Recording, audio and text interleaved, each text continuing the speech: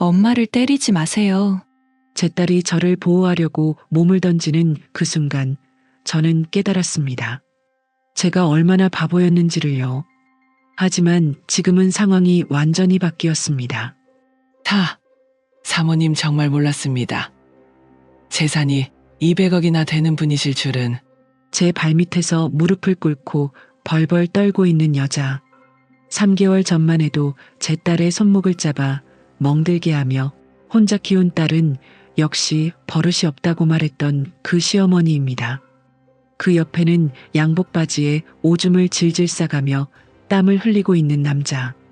제 딸에게 더 이상 김씨집 딸이 아니라 우리 정씨 가문의 며느리라고 말했던 그 사위입니다.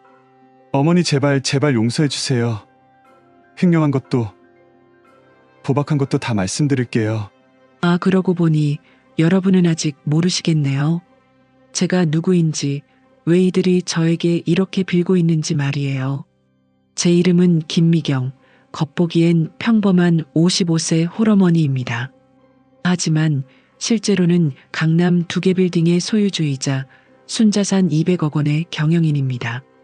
그리고 바로 어제까지만 해도 제 소중한 딸이 이 보잘것없는 시댁에서 매일매일 지옥처럼 살고 있었어요. 하지만 이제는 게임이 완전히 뒤바뀌었습니다. 제발요. 뒤통총만은 저희 집까지 빼앗지는 마세요. 아, 그 집도 제 겁니다. 10년 전에 투자로 제가 산 집이거든요. 여러분, 이 이야기가 어떻게 시작됐는지 정말 궁금하지 않으세요? 평범한 홀어머니가 어떻게 200억 자산가가 됐는지, 그리고 딸을 괴롭힌 이 가족들을 어떻게 완전히 무너뜨렸는지 말이에요. 지금 바로 구독 버튼과 좋아요 버튼을 눌러주세요. 그리고 댓글로 지금 어디서 듣고 계신지 꼭 알려주세요. 구독과 좋아요, 알림 설정까지 눌러주시면 행복한 기운이 가득 찾아가실 거예요. 이 이야기는 정확히 3개월 전 제가 딸이 집에 깜짝 방문했던 그날부터 시작됩니다. 그날 제가 본 것은 제 인생에서 가장 충격적이고 분노스러운 장면이었어요. 제 이름은 김미경, 올해 55세입니다. 25세 교통사고로 남편을 잃고 그때부터 지금까지 30년간 혼자서 딸 하나를 키워왔습니다. 수진이는 제게 있어서 그냥 딸이 아니었어요. 제 인생의 전부, 제가 살아가는 이유, 제가 매일 아침 일어나는 원동력이었습니다. 수진이는 정말 천사 같은 아이였습니다. 어릴 때부터 엄마 걱정만 했어요. 공부도 정말 잘했고 대학도 장학금으로 졸업하고 대기업에 취직해서 3년 동안 열심히 일했어요. 그리고 3년 전 회사 선배의 소개로 지금의 남편 정우를 만났습니다. 정우는 첫인상은 나쁘지 않았어요. 키 180cm의 준수한 외모, 안정적인 직장, 예의도 바른 편이었죠. 하지만 첫 인상이 따뜻한 기운을 가진 사람의 분위기는 아니었어요. 날카롭고 예민한 사람으로 보였죠. 안녕하세요, 어머니. 수진이한테 많은 얘기 들었습니다. 정중한 말투였지만 다정함은 전혀 느껴지지 않았어요. 더 큰 문제는 시어머니 박순자 씨였습니다. 아, 그래요? 혼자서 딸 키우셨다고요? 아이고, 얼마나 힘드셨을까요? 말은 동정하는 것 같았지만 표정은 완전히 달랐어요. 마치 혼자 키운 딸이니까 버릇없게 키웠을 것이라고 단정 짓는 듯한 그 말투와 표정.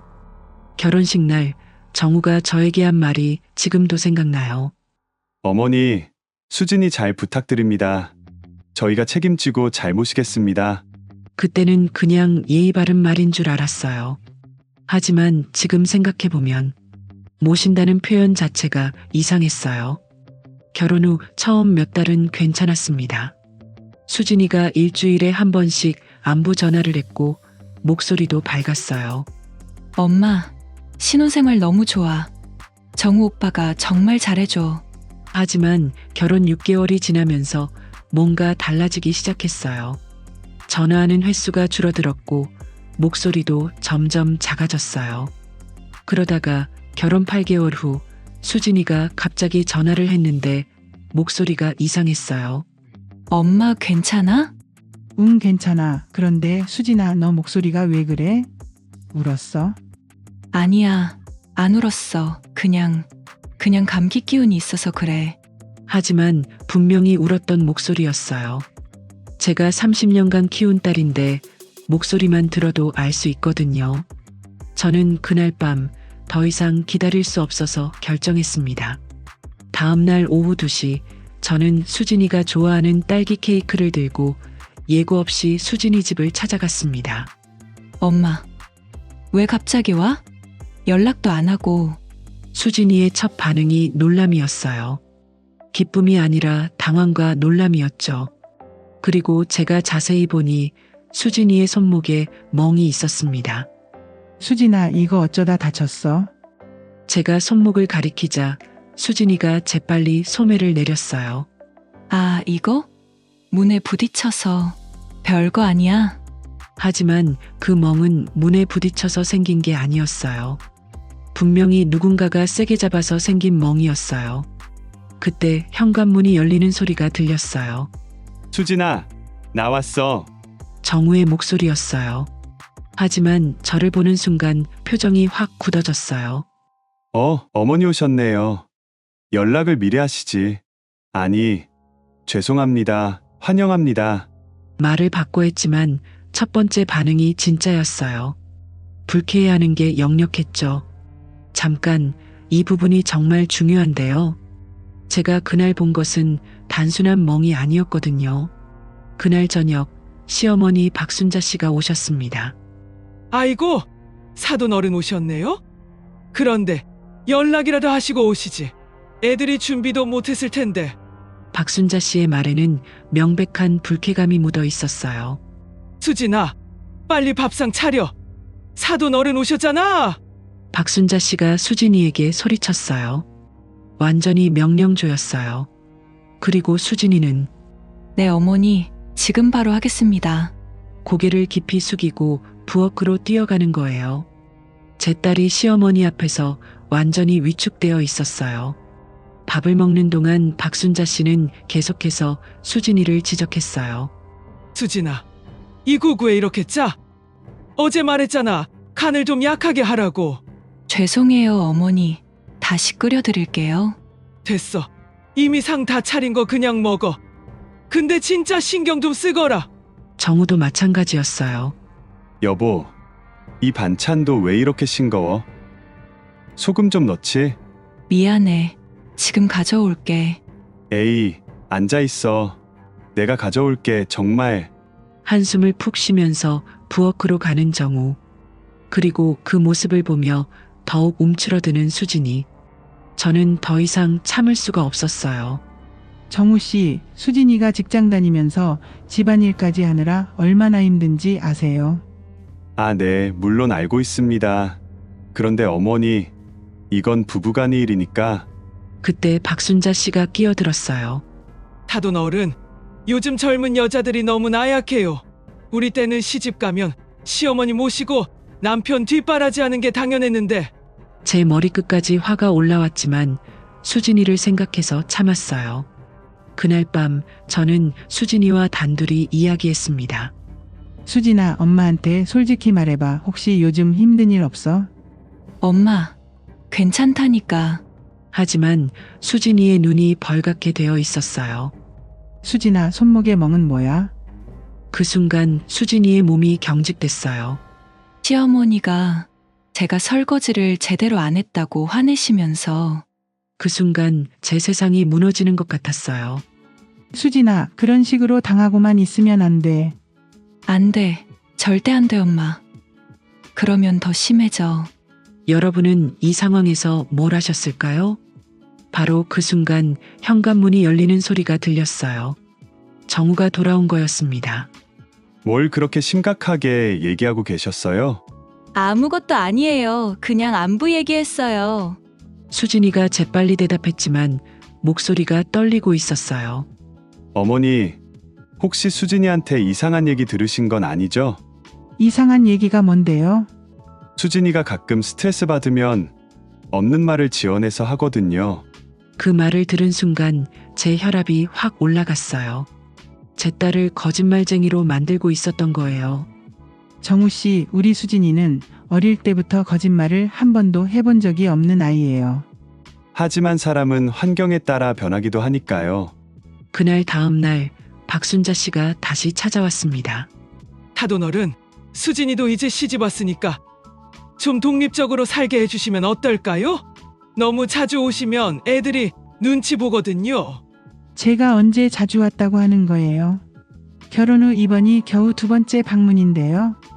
그날 저녁 식사 시간 정말 끔찍한 일이 일어났습니다. 수진이가 밥을 떠서 박순자 씨께 드리는데 그 밥그릇을 봤던 박순자 씨가 갑자기 손을 놓은 거예요. 그릇이 바닥에 떨어져서 산산조각 났죠. 아이고, 수진아, 그릇을 왜 이렇게 대충 줘? 죄송해요. 수진이가 바닥에 엎드려서 그릇 조각을 줍기 시작했어요. 그런데 박순자 씨가 정말 조심성이 없네? 발로 살짝 차듯이 하면서 말하는 거예요. 그 순간 저는 참을 수가 없었어요. 잠깐만요. 지금 뭐 하시는 거예요? 그릇은 박순자 씨가 놓쳐서 떨어진 거잖아요. 아니에요. 수진이가 제대로 안 줘서. 제가 다 봤어요. 그때 정우가 끼어들었어요. 어머니, 저희 집안일에 너무 간섭하시는 것 같은데요. 수진이는 저희 가족입니다. 더 이상 어머니, 딸이 아니에요. 그 말을 들은 순간 제 심장이 멈추는 것 같았어요. 수진이는 우리 정씨 가문의 며느리예요. 김 씨집 딸이 아니라. 그런데 이때 예상치 못한 일이 일어났습니다. 그날 밤 저는 집에 돌아와서 한숨도 자지 못했습니다. 제 딸이 고생하고 있는데 엄마인 제가 뭘 해줄 수 있을까요? 다음 날 아침 저는 중요한 결정을 내렸습니다. 더 이상 가만히 있을 수는 없었어요. 그래서 제가 선택한 방법은 아마 여러분이 상상하지 못했을 거예요. 저는 사립탐정사무소에 전화를 걸었습니다. 정우 씨와 박순자 씨에 대해 모든 것을 조사해 주세요. 재산 상황, 직장에서의 평판과 빚이 있는지 정말 모든 걸 다요. 일주일 후 탐정에게서 연락이 왔습니다. 사모님, 이거 아무래도 따님이 시집을 잘못 가신 듯합니다. 보고서를 받아보니 충격적이었어요. 정우는 결혼 전부터 도박을 하고 있었고 현재 빚이 2,300만 원이나 있었어요. 박순자 씨도 여러 곳에서 돈을 빌리고 있었는데 총 빚이 5천만 원이 넘었어요. 하지만 진짜 충격적인 건 그 다음이었어요. 정우 씨가 회사에서 횡령 의혹을 받고 있습니다. 횡령이요? 회사 경비를 개인적으로 사용했다는 거예요. 곧 회사에서 내부 감사가 들어갈 예정입니다. 그 순간 저는 모든 퍼즐이 맞춰지는 걸 느꼈어요. 정우와 박순자 씨가 수진이에게 스트레스를 주는 이유가 따로 있었던 거예요. 그리고 며칠 후 더 구체적인 증거를 받았어요. 정우가 회사 돈 5천만 원을 빼돌린 증거까지요. 그런데 저는 또 다른 조사를 의뢰했어요. 정우 씨가 살고 있는 집, 그 건물 소유주가 누군지 알아볼 수 있나요? 이틀 후 저는 정말 놀라운 사실을 알게 됐어요. 그 건물의 실소유주가 바로 저였던 거예요. 여러분, 지금부터가 진짜 반전입니다. 사실 저는 그냥 평범한 홀어머니가 아니었어요. 남편이 돌아가신 후 저는 보험금으로 작은 부동산 투자를 시작했어요. 2000년대 초반부터 서울 부동산이 계속 오르면서 저는 매번 적절한 타이밍에 매매를 반복했어요. 원룸에서 시작해서 오피스텔, 상가, 그리고 결국엔 빌딩까지. 현재 저는 강남에 빌딩 2개, 여의도에 오피스텔 5채, 그리고 지방에 상가 건물 5여 개를 소유하고 있어요. 제 현재 순자산은 약 200억 원입니다. 사모님, 그런데 왜 수진이한테는 말씀 안 하셨어요? 딸이 돈 때문에 이상한 사람들에게 접근당할까봐 걱정됐거든요. 하지만 이제는 달랐어요. 제 딸을 괴롭히는 놈들에게 제 정체를 똑똑히 보여줄 때가 왔습니다. 그래서 저는 완벽한 계획을 세웠습니다. 우선 정우의 회사에 익명으로 제보했죠. 횡령 의혹에 대한 구체적인 증거와 함께요. 그리고 박순자 씨가 여러 곳에서 빌린 돈들. 제가 그 모든 채권을 사들였어요. 정말 모든 채권을 다 사실 건가요? 네, 얼마든지 상관없어요. 총 7,300만 원의 채권을 모두 제가 인수했어요. 그리고 한 가지 더 준비한 게 있었어요. 바로 정우가 사채업체에서 빌린 돈의 이자, 연체 기록까지 모두 확보한 거였죠. 모든 준비가 끝난 금요일 오후 3시, 저는 맞춤 정장을 입고 변호사와 함께 수진이 집을 방문했습니다. 마치 대기업 회장이 현장 시찰을 나온 것처럼 말이에요. 누구세요? 박순자 씨가 문을 열면서 저를 위아래로 훑어봤어요. 평소와 다른 제 모습에 당황하는 기색이 역력했죠. 안녕하세요. 저는 이 건물의 소유주 김미경입니다. 소유주라고요? 무슨 그리고 수진이의 어머니이기도 하고요. 그 순간 박순자 씨의 얼굴이 새하얗게 변했어요. 입이 벌어진 채로 말을 못하고 있었죠. 잠깐 뭐라고 하셨나요 지금? 이 건물이 제 소유라고 말씀드렸어요. 10년 전에 투자 목적으로 구입했거든요. 정우가 소리를 듣고 급하게 나왔어요. 어머니, 이게 무슨 일이에요? 그리고 정장은 왜? 정우 씨, 회사에서 무슨 일이 있었다고 들었는데 사실인가요? 정우의 얼굴이 흑빛으로 변했어요. 손이 떨리기 시작했죠. 회사에서 뭔 소리를 들으셨다는 거예요? 횡령 말이에요. 5천만 원 말입니다. 그 순간 정우가 주저앉았어요. 그리고 박순자 씨 여러 곳에서 빌리신 돈들 말인데요. 제가 모든 채권을 인수했습니다. 뭐라고요? 제 채권을 인수했다니. 김 씨 아주머니에게서 빌린 1,500만 원, 박 씨 이웃에게서 빌린 800만 원, 사채업체에서 빌린 2,700만 원. 모두 합쳐서 5천만 원이죠. 박순자 씨가 벽에 기대며 비틀거렸어요. 그때 수진이가 나왔어요. 엄마? 이게 무슨 일이에요? 건물 소유주라니? 수진아, 엄마가 이제 모든 걸 말해줄게. 저는 거실에 앉아서 차근차근 설명했어요. 제가 누구인지, 얼마나 많은 재산을 가지고 있는지, 그리고 지금까지 왜 숨겼는지를요. 엄마 200억이라고요? 빌딩이 2개나요? 수진이도 완전히 놀란 표정이었어요. 그래 수진아, 엄마가 너를 위해서 30년간 모은 거야. 그리고 정우와 박순자 씨에게 돌아서서 말했죠. 정우 씨, 횡령은 형사처벌 대상이에요. 이미 회사에서 고발 준비를 하고 있을 거고요. 그리고 박순자 씨, 빚 독촉은 내일부터 시작될 거예요. 제가 원한다면 말이죠. 두 사람이 동시에 무릎을 꿇었어요. 죄송합니다. 정말 죄송합니다. 정우가 눈물을 흘리며 빌었어요. 어머니, 저희가 정말 몰랐습니다. 어떻게 그런 분이신 줄을. 박순자 씨도 마찬가지였어요. 사돈어른, 아니 사모님, 저희가 정말 잘못했습니다. 하지만 저는 끝까지 차갑게 말했어요. 저는 사과받으러 온 게 아니에요. 제 딸에게 그동안 한 짓을 생각해 보세요. 앞으로 수진이에게 손가락 하나라도 잘못됐다가는 그때는 정말 끝까지 갈 거예요. 그리고 이 집에서 당장 나가세요. 제 딸과 같은 공간에 있는 것 자체가 불쾌해요. 수진이에게 말했죠. 수진아, 이제 선택해. 이 사람들과 계속 살 거야? 아니면 엄마와 함께 새로운 삶을 시작할 거야? 수진이는 저를 안으며 펑펑 울었어요. 엄마 미안해요. 진작 말씀드렸어야 했는데 너무 힘들었어요. 괜찮아, 수진아. 이제 다 끝났어. 엄마가 그런 분이신 줄 정말 몰랐어요. 왜 말씀 안 해주셨어요? 너를 진짜 사랑하는 사람과 돈만 바라보는 사람을 구별하고 싶었거든. 그날 밤 수진이는 저와 함께 집으로 왔어요. 엄마, 이혼하고 싶어요. 정우 씨는 저를 사랑하지 않아요.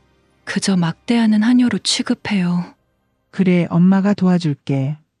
이혼 과정은 생각보다 간단했어요. 정우의 횡령 사실과 가정폭력 증거들이 있었거든요. 그리고 제가 고용한 변호사가 워낙 유능했고요. 2주 만에 모든 절차가 끝났어요.